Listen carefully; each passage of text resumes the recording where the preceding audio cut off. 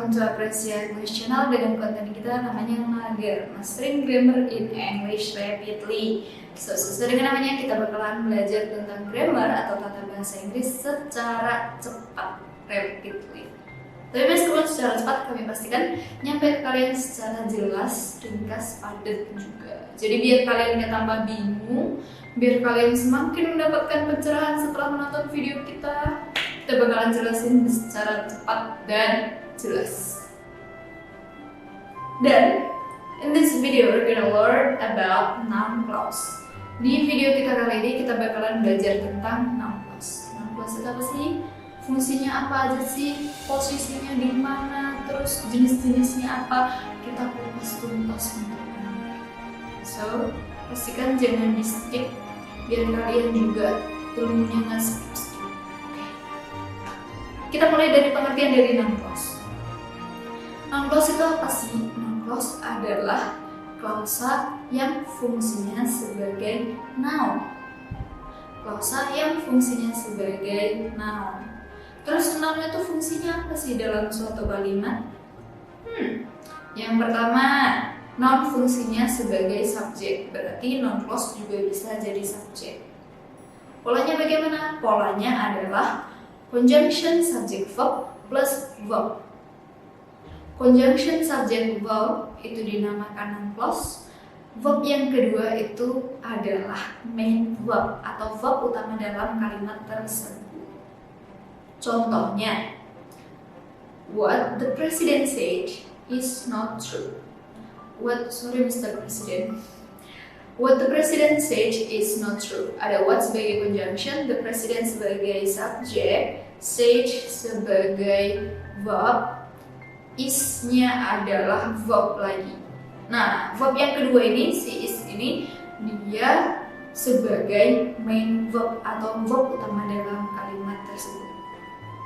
Terus, what the president said, karena ada pola conjunction subject verb yang jatuh sebelum verb, berarti dia adalah noun clause. Noun clause yang fungsinya sebagai subjek. Nah, posisi yang kedua adalah noun clause yang fungsinya jadi object of verb. Berarti dia jatuh setelah verb. Contohnya adalah I know what you said. I know what you said. I sebagai subjek, know sebagai main verb atau verb utamanya, what sebagai conjunction, you sebagai subjek, terus ada said sebagai verb lagi. Nah, kalau ada pola conjunction subject verb yang jatuh setelah verb itu dinamakan noun clause. Lebih tepatnya, noun clause sebagai object of verb. Seperti itu. Posisi yang kedua. Posisi yang ketiga adalah noun clause sebagai object of preposition. Noun clause sebagai object of preposition berarti posisinya jatuh setelah preposition. Jadi preposition, conjunction, subject verb.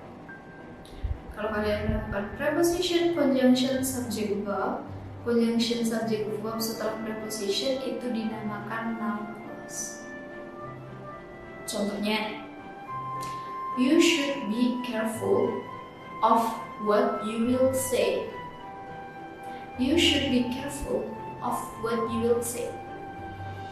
You sebagai subjek, should be sebagai verb, careful-nya adjective, of-nya preposition, what-nya conjunction, you-nya sebagai subjek, will say-nya sebagai verb. Sekali lagi, you sebagai subjek, should be sebagai verb, careful sebagai adjective, of namanya preposition, what itu namanya conjunction, you subject, will say-nya itu adalah sebagai verb. Nah, kalau kalian menemukan pola conjunction subject verb yang jatuh setelah preposition itu dinamakan noun clause. Lebih tepatnya, noun clause yang fungsinya sebagai object of preposition. Pola yang ketiga. Dan yang terakhir, pola yang keempat Dia noun clause yang fungsinya sebagai komplement atau pelengkap. Lebih tepatnya complement of subject atau pelengkapnya si subjek. Polanya ada subjek, ada be sebagai verb, main verb, ada conjunction subject verb. Sekali lagi polanya ada subjek, terus ada be sebagai main verb, terus ada conjunction subject verb. Nah, kalau kalian menemukan conjunction subject verb yang jatuh setelah be, berarti dia adalah noun clause. Lebih tepatnya noun clause sebagai complement atau pelengkap.